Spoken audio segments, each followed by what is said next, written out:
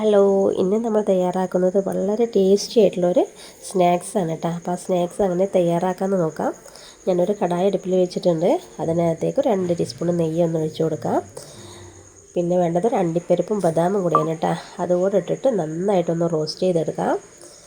അതേ നെയ്യിൽ തന്നെ നമുക്ക് 2 നേന്ത്രപ്പഴം ചെറുതായിട്ടൊന്ന് കട്ട് ചെയ്തതാണ്. അതുകൂടെ ഇട്ടിട്ട് നന്നായിട്ടൊന്ന് റോസ്റ്റ് ചെയ്യാം. ഇതിൻ്റെ കളറൊക്കെ ഒന്ന് മാറി വരുന്ന സമയത്ത് ഇതിൻ്റെ കൂടെ തന്നെ നമുക്കൊരു കപ്പ് ചിരവിയ തേങ്ങയും കൂടി വേണം.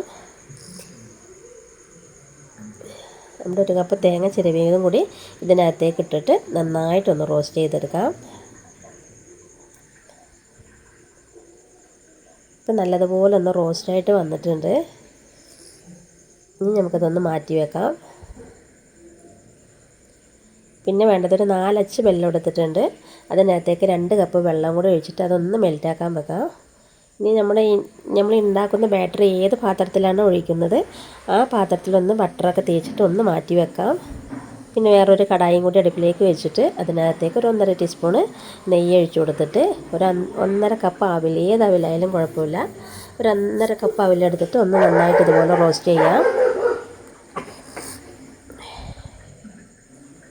പിന്നെ വേണ്ടത് 1/4 കപ്പ് റവ, അതുകൂടെ അതിനകത്തേക്ക് ഇട്ടിട്ട് നന്നായിട്ടൊന്ന് റോസ്റ്റ് ചെയ്യാം. അപ്പം നന്നായിട്ടൊന്ന് റോസ്റ്റായിട്ട് വന്നിട്ടുണ്ട്.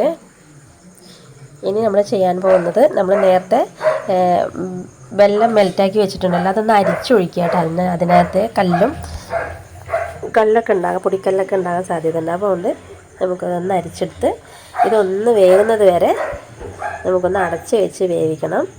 അതിൻ്റെ ഒപ്പം തന്നെ ഒരു നുള്ളു ഉപ്പും കൂടി ഇട്ട് കൊടുക്കാം, മധുരം ബാലൻസ് ചെയ്യാൻ വേണ്ടിയിട്ട്. കൂടെ തന്നെ ഒരു 1/2 ടീസ്പൂണ് ഏലക്കായ് പൊടിയും കൂടി ഇട്ടിട്ട് നന്നായി ഇളക്കിയിട്ട് ഒന്ന് അടച്ച് വെച്ചിട്ട് ഒരു 5 മിനിറ്റ് ഒന്ന് വേവിച്ചെടുക്കാം. അപ്പം നന്നായിട്ടൊന്നൊക്കെ വെന്ത് വന്നിട്ടുണ്ട്. ഇനി നമുക്കിതിനകത്തേക്ക് നമ്മൾ നേരത്തെ റോസ്റ്റ് ചെയ്ത് വെച്ച പഴവും തേങ്ങയും അതുപോലെ അണ്ടിപ്പരിപ്പും ബദാമൊക്കെ കൂടി ഇതിനകത്തേക്ക് ഇട്ട് കൊടുക്കാം.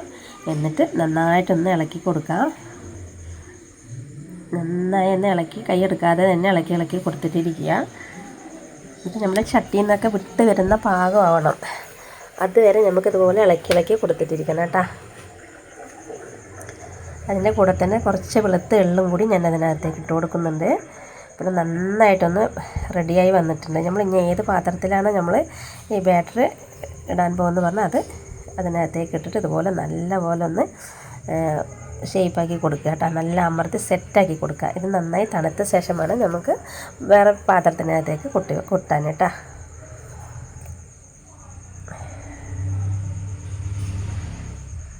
ഇതാണല്ലേ, ഇപ്പം നല്ലപോലെ തണുത്ത് നമ്മൾ വേറൊരു പാത്രത്തിനകത്തേക്ക് ഇട്ടിട്ടുണ്ട്. അടിപൊളി സ്നാക്സാണ്. അപ്പോൾ എല്ലാവരും ഒന്ന് തയ്യാറാക്കി നോക്കുക.